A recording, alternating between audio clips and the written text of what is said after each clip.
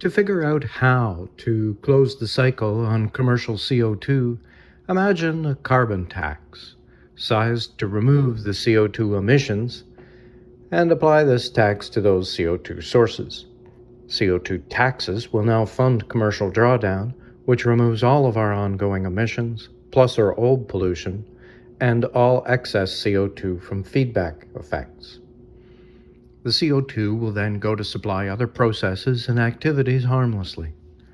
For example, for each barrel of oil we pump out of the ground, a known amount of CO2 is produced. Require oil producers to pay for that much CO2 removal at the marketplace cost. The marketplace is currently between $100 and $600 per ton. For commercial beef production, the same strategy is applied, with each kilogram of beef being taxed for the known CO2 equivalent to methane produced. We will remove enough CO2 to make up for the methane created. Drawdown capacity will be built that will process the atmosphere, thus eliminating excess CO2. We achieve net zero as soon as we choose this strategy because the carbon tax will immediately devote enough resources to remove all emissions. Now we can see the closed cycle process, thus correcting the problem humanity created by operating the open cycle process. It doesn't really matter which method we use to remove CO2 from the atmosphere.